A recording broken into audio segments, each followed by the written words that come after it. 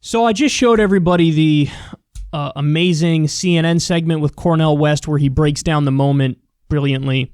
Well, now I want to show you Killer Mike had an incredible speech the other night. He's imploring everybody to stay calm but be strategic. And I think this hit just the right note. Take a look. I'm the son of an Atlanta City police officer. My cousin is an Atlanta City police officer. And my other cousin, East Point police officer. And I got a lot of love and respect for police officers, down to the original 8 police officers in Atlanta that even after becoming police had to dress in a YMCA because white officers didn't want to get dressed with niggers. And here we are 80 years later. I watched a white officer assassinate a black man. And I know that tore your heart out. And I know it's crippling. And I have nothing positive to say in this moment because I don't want to be here. But I'm responsible to be here because it wasn't just Dr. King and people dressed nicely who marched and protested to progress this city and so many other cities. It was people like my grandmother, people like my aunts and uncles who were members of SCLC and NAACP, and in particular, Reverend James Orange, Mrs. Alice Johnson, and Reverend Love, who we just lost last year. So I'm duty-bound to be here to simply say that it is your duty not to burn your own house down for anger with an enemy. It is your duty to fortify your own house so that you may be a house of refuge in times of organization. And now is the time to plot, plan, strategize, organize, and mobilize. It is time to beat up prosecutors you don't like at the voting booth. It is time to hold mayoral offices accountable, chiefs and deputy chiefs. Atlanta is not perfect, but we're a lot better than we ever were, and we're a lot better than cities are. I'm mad as hell. I woke up wanting to see the world burn down yesterday because I'm tired of seeing black men die. He casually put his knee on a human being's neck for 9 minutes as he died like a zebra in the clutch of a lion's jaw. And we watch it like murder porn over and over again. So that's why children are burning to the ground. They don't know what else to do. And it is the responsibility of us to make this better right now. We don't want to see one officer charged. We want to see 4 officers prosecuted and sentenced. We don't want to see targets burning. We want to see the system that sets up for systemic racism burnt to the ground. Will we use this as a moment to say that we will not do what other cities have done, and in fact, we will get better than we've been. We got good enough to destroy cash bonds.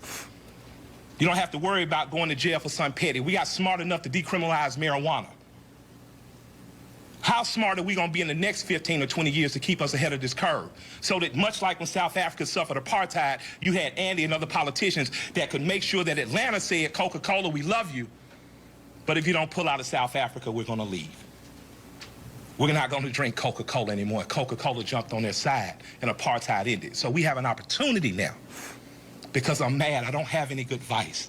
But what I can tell you is that if you sit in your homes tonight, instead of burning your home to the ground, you will have time to properly plot, plan, strategize, and organize and mobilize in an effective way. Yeah, I mean, I just said it in the previous segment, but I'll say it again. There are very few people who have the moral legitimacy and standing to lead in this moment. I think Cornel West and Killer Mike are 2 people who are equipped to lead in this moment, and I think they're showing it right here. So, when you look at what's happening, I honestly believe that the backlash it's like a math problem. It was just gonna happen based on everything that's going on in the country right now. The killing of George Floyd, police brutality, generally speaking, but then also the fact that everybody's miserable, everybody's poor. We're watching the Treasury get looted by corporations and the rich. The stock market's propped up with $1 trillion in quantitative easing per day as people can't pay the bills. There's going to be an eviction crisis. There's going to be a foreclosure crisis as soon as the pandemic is over. You know, you have unemployment over 20%, real unemployment over 20%. People are struggling. We don't have universal health care. We don't have universal basic income. We don't have a temporary nationalization of wages like we see in Germany, which is why their unemployment rate is 3.9%. People are miserable, and George Floyd was the spark that led to the wildfire.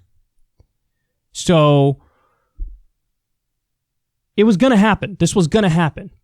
But even given that, we can say with moral clarity that all of the aggressive, authoritarian, tyrannical tactics and violence being used by the cops, that's wrong.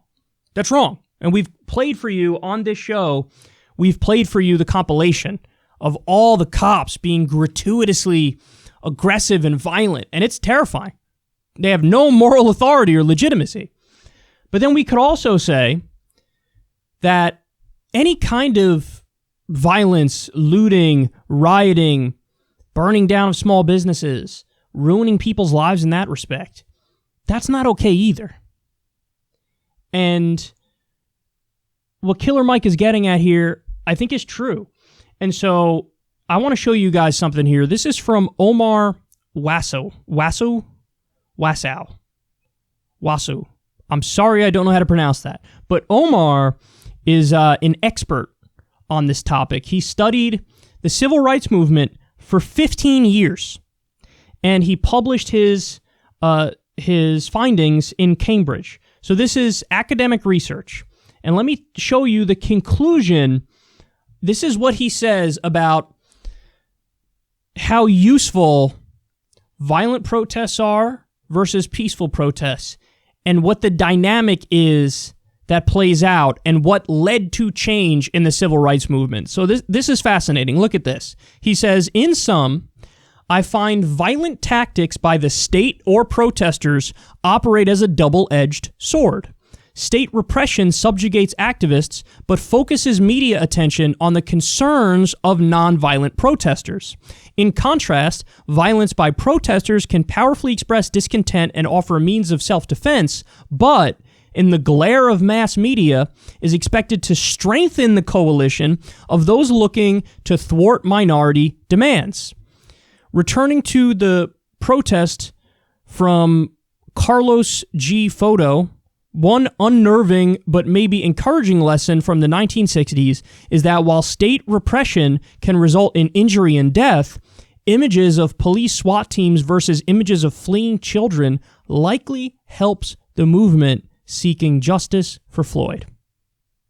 So let me explain a little bit more clearly here what his research found, because this is stunning. So when protesters were peaceful in the civil rights movement, and the police were also peaceful, there was like no coverage. There was no coverage. It didn't move the needle in one way or the other way. It just was. It just existed in the void. Peaceful protests with peaceful cops, generally speaking, with our terrible media, is a non-story. They don't care. They don't cover it. Okay? When you have violent protesters, rioters, looters, what happens is the media covers that and uses words like looters, rioting, violence, thugs. And what happens is, and this is measurable, this is what his research found, it's measurable change in the population.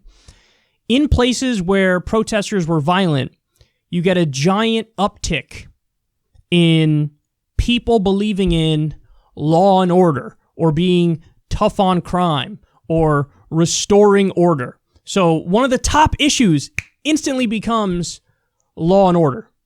we gotta, we gotta bring peace back here by any means necessary. If you want to crack skulls of protesters, you gotta do what you gotta do, man. There's violence here. We can't have it. And it's a measurable increase in public opinion, believing in law and order, and also the kinds of politicians that get elected and the kind of laws that get enacted. Now, so far, everything I've explained is, okay, hold on. Peaceful protest doesn't move the needle. Nothing changes. And violent protest moves the needle against the will of the protesters. Against it. There's one scenario that I didn't discuss yet. Peaceful protesters and violent cops. In that scenario, when the protesters are peaceful, no matter what, and the cops are violent, all of a sudden, mass media and the broader population becomes incredibly sympathetic to what the protesters are fighting for.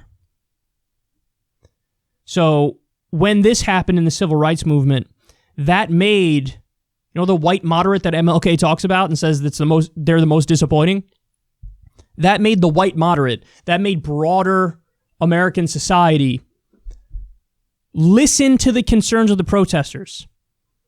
And so there was an uptick, measurable in public opinion, of a belief in justice, in a belief in civil rights.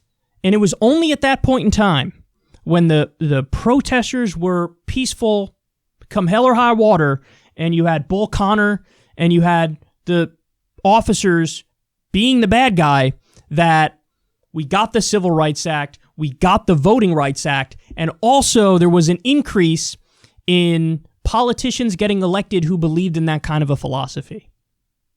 Because, and when you think about it, I mean, some would say it's just common sense, but that scenario set up a situation where it was like a comic book.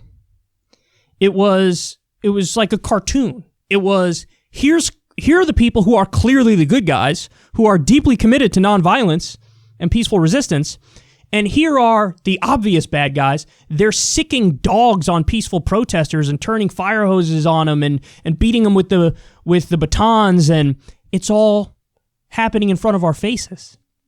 And so people looked at that, they heard the leader talking about how, listen, I'm such a believer in nonviolence that I'm a pacifist. So not only am I not going to fight back, I'm not going to fight, but I'm also, even if you attack me, I'm still not going to fight back. That's how committed they were to nonviolence. And it worked. Because that's the thing that got the broader population to turn on the police officers and to sympathize with the demands of the movement. So isn't that interesting? I thought it was interesting because I guess my assumption was like, well, peaceful protest works no matter what. Wrong. Peaceful protest tends to work better when you're peaceful and the cops are giant pieces of garbage and they're authoritarian and tyrannical and they kind of become the comic book villain. That's when the peaceful protesters really work. So I think that's amazing. I will say there is one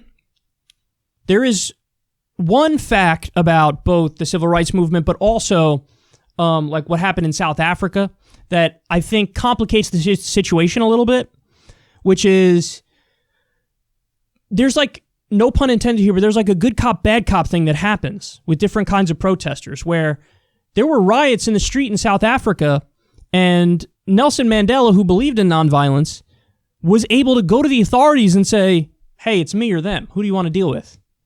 You want to deal with the people rioting and looting and breaking stuff and setting things on fire? Is that who you want to deal with? Or do you want to make a deal with me? What do you want to do? And so it's like playing good cop, bad cop with the cops, or good cop, bad cop with the government. And then at that time, that's when Nelson Mandela got change. And it looked like, oh, okay, he's reasonable. Let's work with him. Now, by the same token, Martin Luther King, you could argue, probably needed Malcolm X to some degree, probably needed people who were more hardline. People don't know. At the time, Martin Luther King was viciously made fun of for his approach of nonviolence. As, you know, as Malcolm said, like, I'm not going to sit there and sing "We Shall Overcome" as they're hitting me over the head with a baton. I'm not going to do it. That's ridiculous.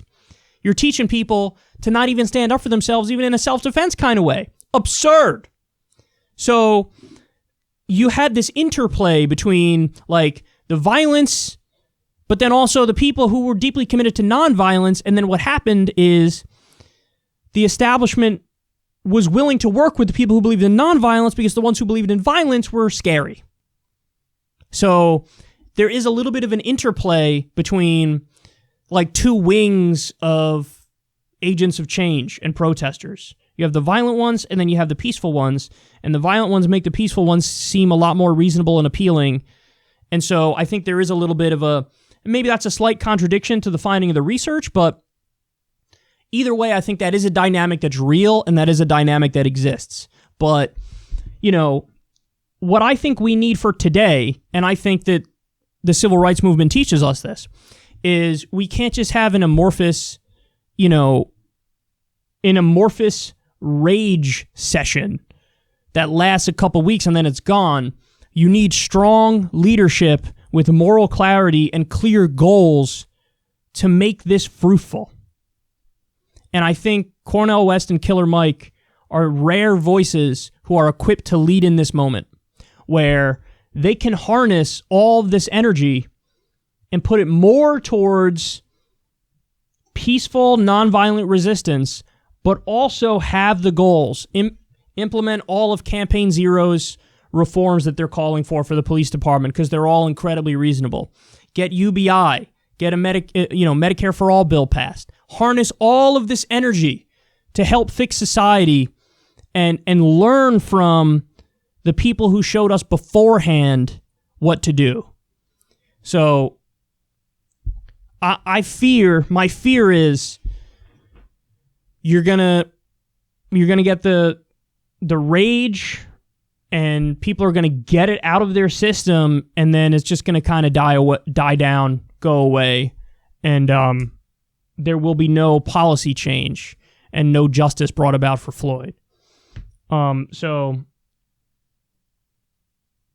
I hope that doesn't happen, but I fear that's what's going to happen. We really need leadership to take the reins of this thing so that we can have a strategy and we can have the goals and we can have our eye on the prize and not stop until we get there. Let's hope that happens.